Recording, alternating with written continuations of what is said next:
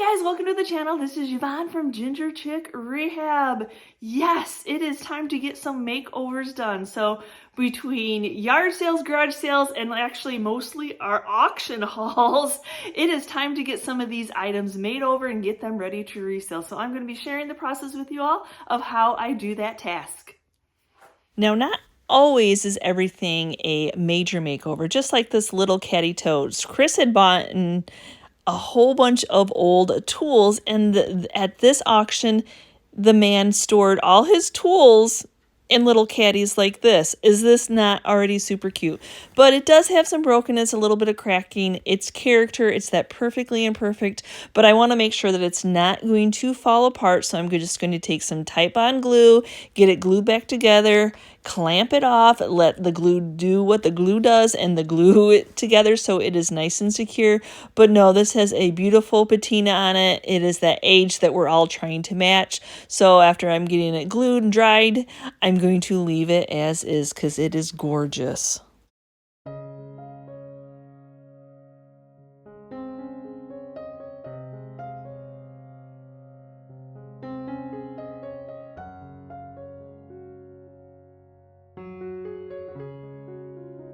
I am not a fan of this green caddy. Yet again, tools came in this caddy. It reminds me of baby poop, y'all. That's all I have to think of when I see this green. So this is nice and sturdy. There's nothing needs to be done on like fixing it, tightening it up. So I'm just going to be giving it a fresh coat of paint.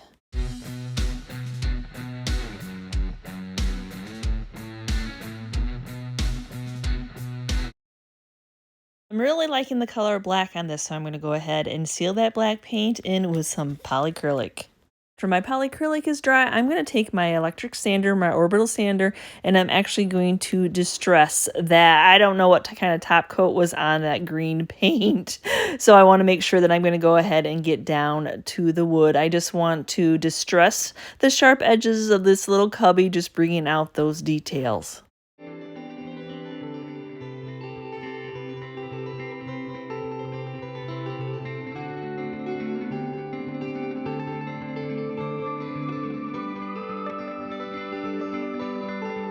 Yes, I still have more caddies that it was like a bonus. I got an item and Chris got lots of items, so I was really happy. This one is absolutely gorgeous. I know it's got that green paint in the bottom, so let's see how we can clean this up and what we can do.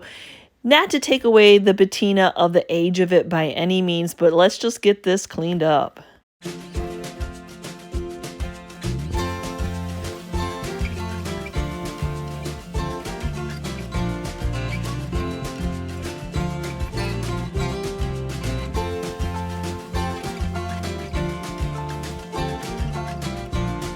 I tried my best to get as much of that green out that I could get. It was really raw wood, so it soaked in. So we're just going to leave it. I don't want to use anything that's going to bleach out the rest of the wood because the patina is gorgeous. So all I'm going to do is be taking some of my Waverly antiquing wax, and yep, I'm just going to blend it in. It's going to be that perfectly imperfect, but isn't.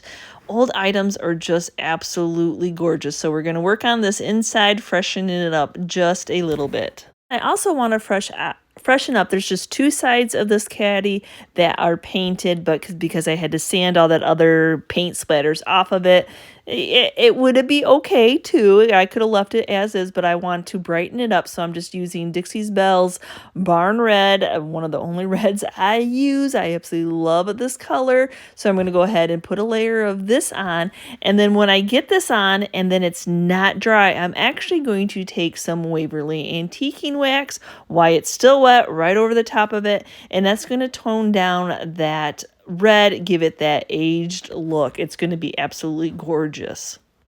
You notice I didn't want complete coverage all the way to the end. I still want to see those beautiful nail heads, and then I'm going to go in and hand sand it, feather it out into the edges, just going over lightly. I don't want to take my electric sander because I don't want to take it all the way back down again, but isn't that a gorgeous color red with that Waverly antiquing wax on the top of this?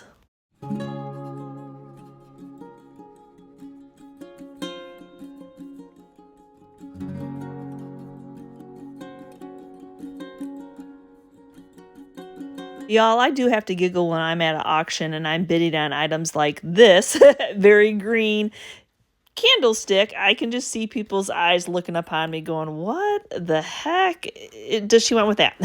So I don't think a lot of people know what I do. Actually, at this auction, it was a local auction where I picked a lot of this stuff up. So actually, most of them didn't actually know what I do. But I love sharing my vision with everybody. So here we have the candlestick that is green. And then this actually, this little wood piece actually came in one of the boxes that we picked up, but I don't need it for anything, but I do need a piece of wood to put on the top of this candlestick. So I'm going to pop off this little hanging system. I'm going to have to sand it down, but I'm pretty happy to have an extra piece of wood that was an unexpected find. It was an extra in the auction haul, but I'm happy to use it. Before getting that piece sanded, I want to get this painted up. Now I'm going to have to go in and hand sand this. This is too many edges really for my power sander.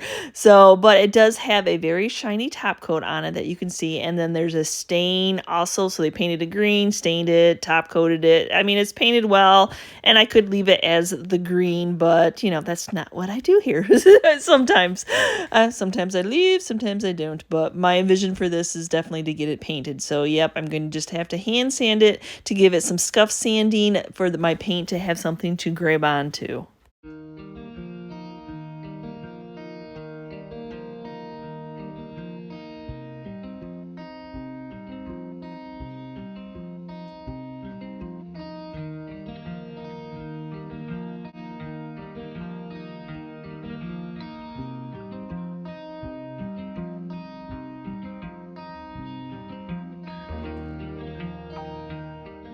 So luckily, once I got this sanded, the paint didn't soak into this soft pine. You just never know. So it came off really easy. So all I'm going to do is go in with some Waverly Antiquing Wax to get this all stained up.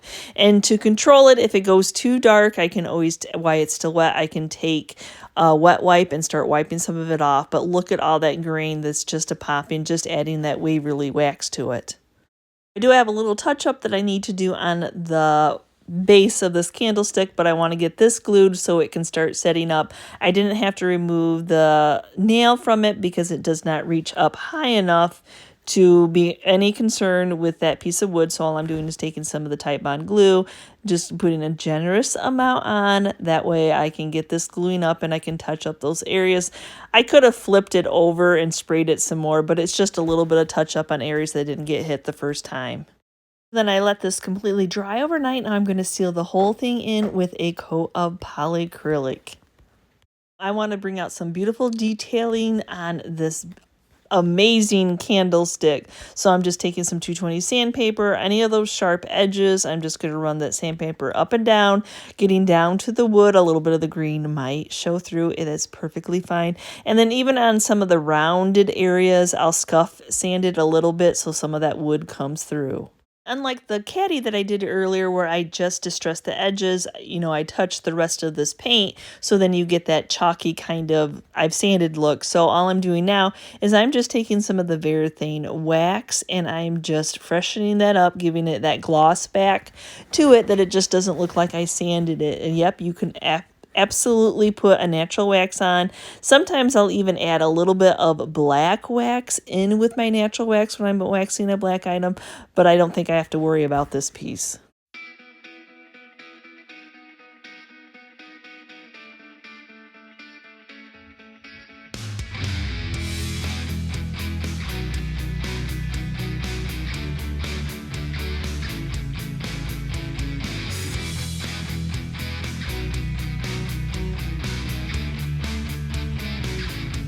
In with this auction haul makeovers, I'm actually throwing this set of canisters. I actually bought these earlier this summer at a garage sale and they've just been sitting in the booth. So I thought, you know what? My version of enamelware sells really well. So I thought these are tin. I'm going to go ahead and do my version of enamelware. So to keep them food safe and not mess with having to paint the inside, I could, but I think that the grayish black that's in there is going to be just fine and not to waste product. I'm going to go ahead and use some masking tape to tape off and protect that inside from any overspray.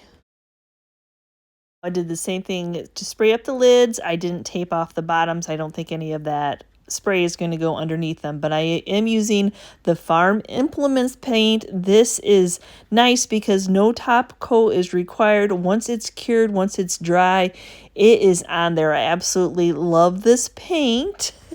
So yes, this is the black I'm going to use for the tops. I'm switching over to the Rust-Oleum's High Performance Enamel spray paint only because they did not have the Farm Implements one yet in stock.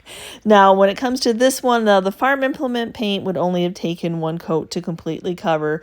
When I'm doing this one, this actually takes 2 coats to cover, so there's a little bit difference in product here, y'all. And when it comes to just the regular Rust-Oleum white paint, I always skip that because that takes way too many coats to cover. So just letting you know my opinion of the spray paint, since I do use a lot of spray paint here on the channel.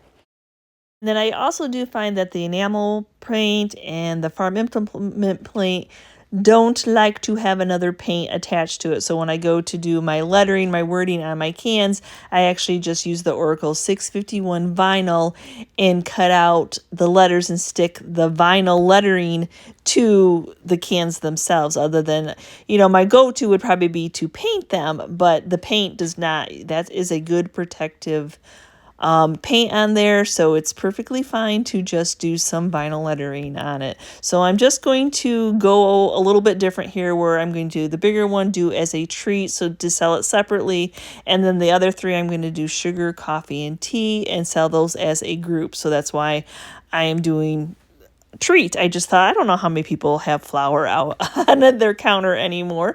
I don't, but just a personal to see, it's nice to make a little bit more money and sell things separately. And then I also have a little wooden box that came in one of the auction hauls that I didn't bid on either, but I love the wooden box. I love the dovetail of it all. So I'm just going to Cricut out recipe to put that on that box. So when I'm applying my lettering, I really like the transfer tape that has the grid pattern. That way I can count down my spaces. I can keep everything even as I'm going across all of the 4 canisters. Even though I'm selling them in 2 different sets, I want to make sure that my lettering matches up.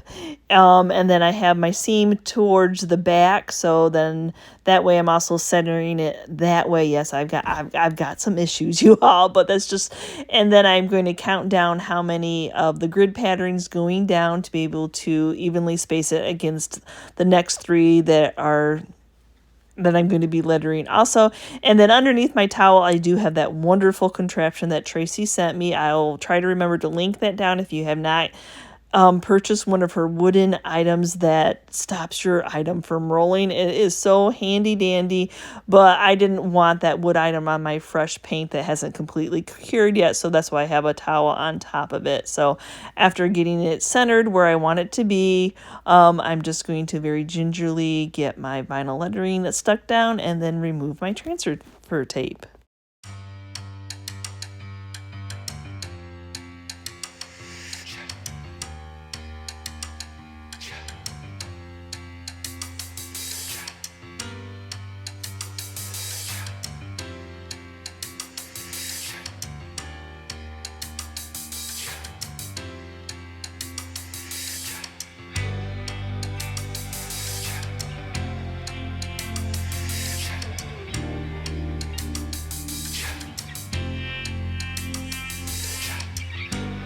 Here's that cute little recipe box. It is in pristine condition. I didn't see any reason to repaint it, but I did think it would be nice to just put the word recipe on it. And I'm actually just using a little bit of the black Farm Implement paint that I have in the gallon side to put the lettering on, only because I don't then have to add a top coat. It's a 1 coat and done.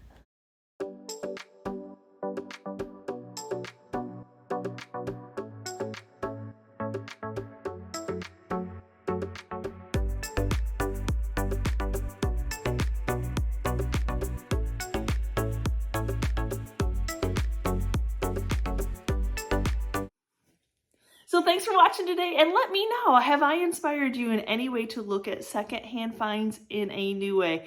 I absolutely love to envision items, share the process with you all of what I do with these items, whether you are a reseller like me or they're just items that you have laying around your own home that you would like to update and make new. There's nothing like a refreshed home to just give you that warm, fuzzy feeling. So give me a quick comment down below which of the items were your favorite.